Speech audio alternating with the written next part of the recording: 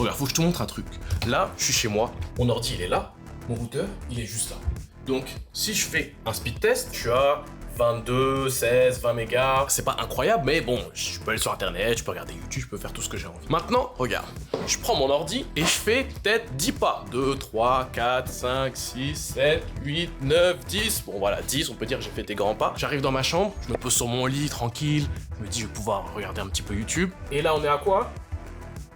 0. 0. 0, frère. Je peux même pas aller sur Google, je peux rien faire. Pourquoi le Wi-Fi c'est autant éclaté? J'ai même pas fait 10 mètres et ça capte plus. C'est pas possible, tu vois. À quelle distance c'est censé pouvoir aller le Wi-Fi? Il me semble que la distance pour le Wi-Fi, normalement, c'est au moins quelques dizaines de mètres, au moins 10 mètres. Y a pas 12 murs porteurs entre là et le routeur, tu vois. Donc jusqu'où ça peut aller, normalement, le Wi-Fi en théorie et en pratique, jusqu'où ça peut aller? Est-ce que je suis condamné à pas avoir de Wi-Fi dans ma chambre? Donc là, du coup, ce que j'ai fait, c'est que j'ai pris une carte réseau externe, je l'ai branchée dans une machine virtuelle, une Kali Linux, et là, on voit que le power, la puissance de réception, c'est moins 26. Moins 26, c'est correct, c'est beaucoup mieux qu'avec l'antenne de base, parce que forcément, t'as des plus grosses antennes ici, tu vois. Mais c'est quand même pas une dinguerie. Donc comment est-ce que je peux améliorer la portée de mon réseau Wi-Fi? Si vous avez déjà vu Mr. Robot, il y a un épisode où il prend une canette de chips, de Pringles, et avec ça, il peut augmenter la portée. Comment t'augmentes la vitesse de ton Wi-Fi avec des chips? En gros, les antennes, elles sont omnidirectionnelles. Ça veut dire qu'elles envoient le Wi-Fi avec la même puissance dans toutes les directions. Mais moi, ce que je veux, c'est me connecter dans cette direction. Je m'en fous que ça aille par la fenêtre, que ça aille dehors. Donc, est-ce que je pourrais, avec une canette de Pringles, diriger mon Wi-Fi pour qu'il aille uniquement dans cette direction et donc qu'il soit beaucoup plus fort dans cette direction? Normalement, il faut mesurer, etc. Bon, on n'a pas le temps, on va essayer de faire ça à l'arrache et voir ce que ça donne. Donc, petits travaux pratiques. On va commencer avec la petite, on va voir ce que ça donne. Donc si je fais un trou à peu près ici, on va dire. Ok, j'ai mon antenne, on va débrancher une des antennes. On va enlever l'autre aussi. Et là maintenant... on se retrouve avec... ça ressemble pas à grand chose, mais on va tester. Si je pointe vers là-bas, on va voir si on va réussir à le capter. Et est-ce qu'on va le capter mieux? C'est pas ouf, hein. On va mettre la deuxième, au cas où. Ça devient une abomination. Voilà ma nouvelle antenne, on va voir. On va voir, peut-être ça capte mieux, je sais pas. Là, je capte... on est à moins 33, moins 40, ouais, c'est un peu de la merde. Si j'enlève celle-là... je remets 38. Ouais, non, c'est pourri. Dès que j'enlève l'autre antenne, ça devient éclaté. Bon, on va essayer avec l'autre grosse antenne, on va voir si c'est mieux. Pour celui-là, on va peut-être essayer d'être un peu plus lent, parce que là, j'étais proche du bord. Normalement, on est censé avoir un petit peu plus, faut faire des calculs, tout ça, en fonction de la longueur d'onde du Wi-Fi, blablabla. Eh, tu sais quoi, on va juste mettre un peu plus haut. On va le mettre à peu près... disons ici. Tac. Elle est plus dure. On enlève le capot. J'ai déjà mangé les chips évidemment. On met l'antenne. Pop. Petite antenne. Mettre notre... oula, alors là tu vois, quand il n'y a pas d'antenne, on est à moins 74. En fait, plus c'est bas, plus ça capte pas du tout, tu vois. Là, on va brancher ça. Du coup, si je vise, on va voir ce que ça donne. Moins 74. Pour l'instant, 0 beacon. 0, même si j'essaye de viser un peu plus vers la porte. Ça capte rien du tout. 0. Même pas un paquet, 0. Si toi par contre t'as la flemme de découper une boîte de chips pour pouvoir changer de connexion, le mieux c'est d'utiliser le sponsor de la vidéo d'aujourd'hui, CyberGhost VPN. Un VPN ça va rajouter une couche de chiffrement par-dessus tout ton trafic, donc ça fait que même les communications qui sont pas chiffrées elles deviennent illisibles. Donc c'est particulièrement utile quand t'es dans un réseau public comme par exemple au McDo, à l'aéroport ou dans une école. Mais il y a plein d'autres utilités. Par exemple si tu voyages à l'étranger et que tu veux regarder des chaînes françaises, et bah si t'as pas de VPN ça va être bloqué. Et à l'inverse c'est du contenu qui est disponible dans d'autres pays. Comme par exemple tu peux regarder la dernière saison de la Formule 1 gratuitement en français sur la RTBF. En plus de ça il y a plein d'autres services qui sont moins chers à l'étranger. Donc en se connectant dans ces pays-là, tu peux avoir des jeux, des services comme YouTube Premium beaucoup moins chers que le prix en France. Pour pouvoir changer de pays avec CyberGhost VPN, ça prend juste 2 clics et tu te retrouves direct dans n'importe quel pays que tu veux. Ça marche sur 7 appareils simultanés, donc ça marche sur ton ordi, sur ton téléphone et même sur tous les appareils de tes potes ou ta famille. C'est utilisé par plus de 38 millions d'utilisateurs et avec l'offre qu'ils font en ce moment, ça revient juste à un petit peu plus de 2 € par mois avec 4 mois offerts. En plus de ça, t'as pas vraiment de risque parce qu'ils ont une garantie satisfait ou remboursée de 45 jours. Donc si tu veux essayer, regarde le lien dans la description. Donc jusque là, les Pringles Pringles, c'est pas la meilleure solution, ou du moins les Pringles à l'arrache. Normalement, il y a une méthode, si tu mesures correctement, tu mets un câble avec une taille d'antenne particulière, etc. Là, j'ai juste enfoncé la carte Wi-Fi dans la boîte de Pringles, donc il y avait comme 9 chances sur 10 que ça marche pas. Mais le concept d'antenne directionnelle, il existe vraiment. Et donc du coup, comme je suis pas très bricoleur, j'ai acheté une antenne directionnelle. Et cette antenne, elle ressemble à ça. Donc elle est quand même sacrément balèze. Normalement, je vais pouvoir quand même aller un peu plus loin. On va voir, on va tester, on va la brancher tout de suite. Donc ça, c'est ma carte Wi-Fi. Et ça, c'est mon antenne avec le câble. Et donc, je vais simplement le brancher ici. Tac. Ok, maintenant, on va prendre ça et on va l'orienter dans la direction de mon routeur en espérant que ça change quelque chose. Ça capte mal, mais ça capte. Un autre test qu'on peut faire, c'est voir le nombre de réseaux que je capte avec l'antenne normale et voir la différence avec cette antenne-là pour voir si ça capte mieux, capte plus. Et donc là, je fais le test en ce moment. Et là, tu vois qu'on capte 82 réseaux, 83, que ça monte un petit peu. Tu vois que c'est en train de récupérer la liste des réseaux. Je les mets dans un fichier et je compte ensuite. Et on est à 84. Je vais laisser tourner ça à 5 minutes. On va voir jusqu'à combien ça monte. Et après, on testera avec la méga antenne. Bon là tu vois, on est sur 90, 91, puis ça monte plus trop. Donc on va dire que cette antenne elle capte à peu près 90 réseaux Wi-Fi. Donc ça veut dire qu'il y a quand même énormément d'interférences autour de chez moi, 90 réseaux Wi-Fi, ça c'est juste les réseaux. Pour chacun des réseaux Wi-Fi, t'as plein d'appareils qui se connectent et qui eux aussi créent des interférences. Il y a peut-être 400, 500 appareils dans la proximité ici qui envoient des ondes Wi-Fi. Donc tu m'étonnes que je fais 10 pas et ça marche plus. Donc maintenant, on va dévisser ces petites antennes là et on va remettre la grosse. On va la revisser, tac.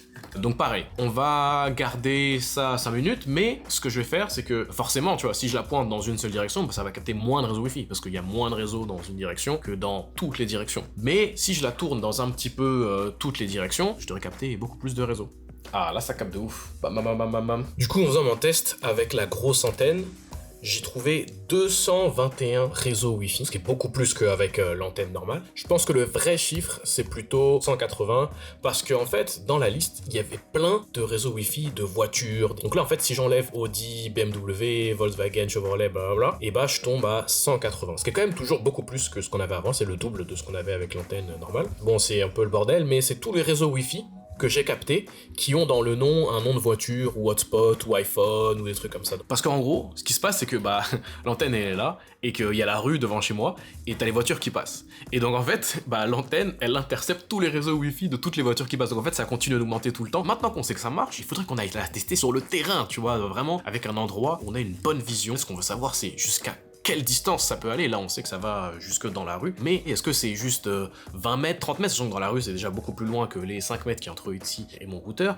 mais est-ce que c'est combien? C'est 20 mètres, 100 mètres, 200 mètres 1000 mètres? Il faut qu'on aille voir, qu'on sache la vérité. Et pour pouvoir faire ça, on va aller au sommet d'une montagne, le Mont Royal, qui est une montagne qui est au beau milieu de la ville. La clé, c'est d'avoir une vision directe, sans mur, sans obstacles, sans personne qui passe devant, etc. Et quand on a une position très haute, et ben on a une vision sur tout. Donc, on va aller là-bas et on va voir jusqu'où ça peut capter.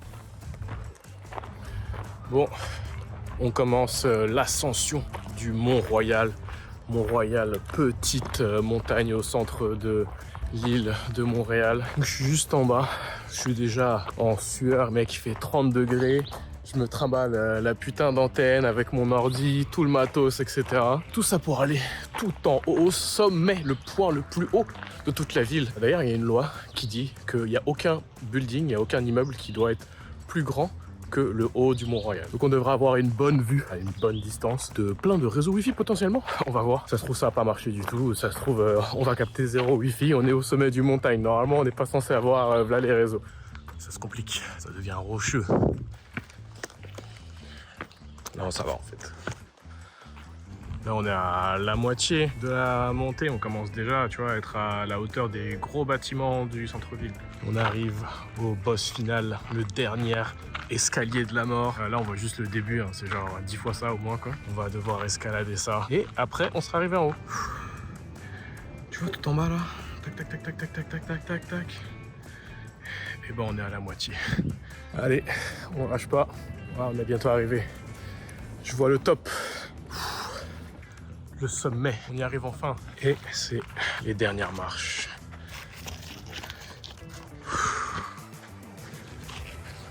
On va aller là-bas.